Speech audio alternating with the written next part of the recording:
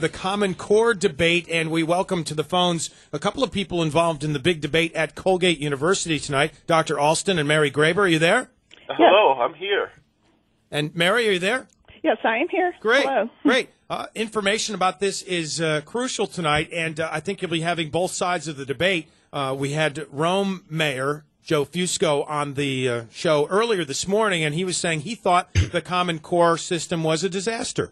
What do you guys think about that? Dr. Alston first? Well, I think that there needs to be clarity on what Common Core is. So to call it a Common Core system, it would be a mischaracterization.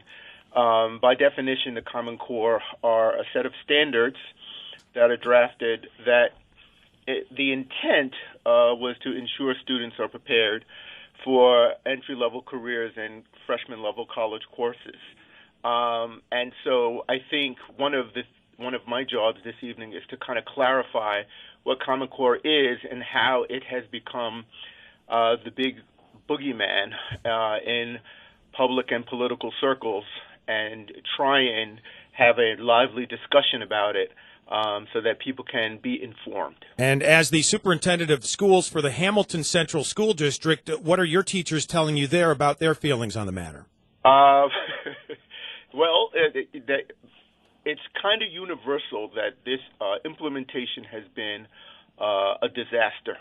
And I think lines have been very much blurred in terms of the state being able to support teachers in learning the standards and how to transition curriculum into these new standards, and then to be tested on them before that work was done, and now to have job evaluations tied to these standardized tests are ill-conceived and problematic.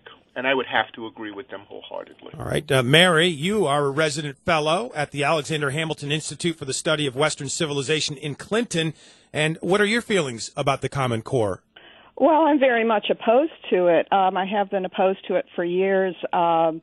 I taught college English for 20 years, and I've been researching Common Core for about 4 years.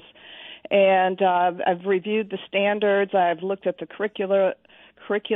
I've gone to meetings. I used to live in Georgia. I've talked to people. I've talked to teachers. I've listened to teachers and child psychologists testify. And from what I know and from what I can determine as someone who would expect a student to be prepared for freshman composition, Common Core is a disaster. It eliminates a lot of the literary reading. It cuts down on literacy. It cuts down on writing skills.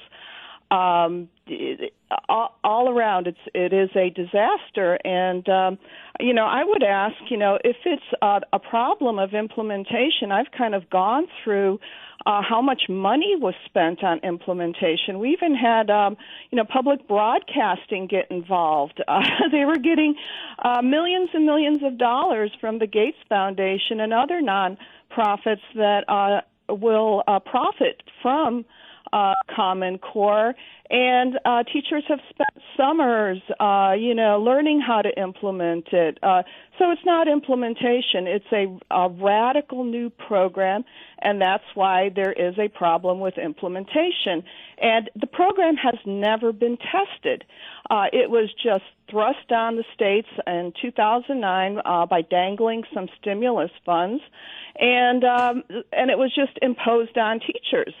So teachers had almost no role in developing these standards. The architect was David Coleman, who never spent a day in his life in the classroom. Right. Dr. Alston, on the other side of the coin, if 20% of students statewide are opting out of this test, at what point will Governor Cuomo pay attention to those numbers and decide to rehaul the entire system or abolish it completely? Right. So I'm going to reject the notion that I'm on the other side of the coin. I think Dr. Grabar is raising some very key points. So I'm not on the other side of the coin, but I am the chief officer of a school district and was a principal who was charged to make this work. Fortunately for me, I have a deep background in curriculum and instruction. from Columbia University. And I've served on the school board for one of the highest performing schools in New York State. And so Common Core is a baseline. And so while this impetus is to get kids college and career ready, the community that I moved from, the community that I live in, they expect a whole lot more. Where I just finished working in Great Neck, New York, the expectation is that those kids will go and do well in the top 20 colleges in the United States, something that I don't think any government program is going to try and mass get everyone on board to kind of meet those kinds of standards. So there is a level of local control that I think this is a huge overreach.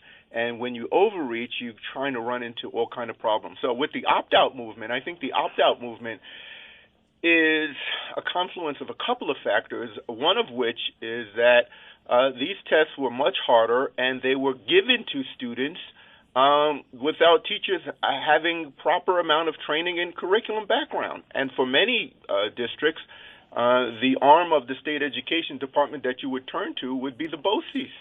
And I know downstate, when I was principal dealing with this, the BOCES didn't have answers.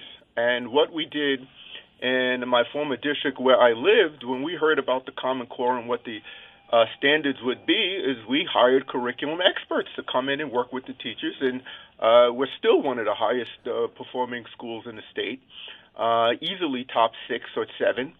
And that's because we have a good understanding in our little community of what quality teaching and learning is and what evidence is of quality teaching and learning and giving kids higher order thinking skills and abilities. Dr. Alston, it sounds like you're supporting the Common Core kind of because you have to. Is there going to be a major proponent of the system there tonight at Colgate when this debate takes place? Not from me, because I am a proponent of high standards. I am a proponent of rigor. I'm a proponent of relationships and all things quality teaching and learning.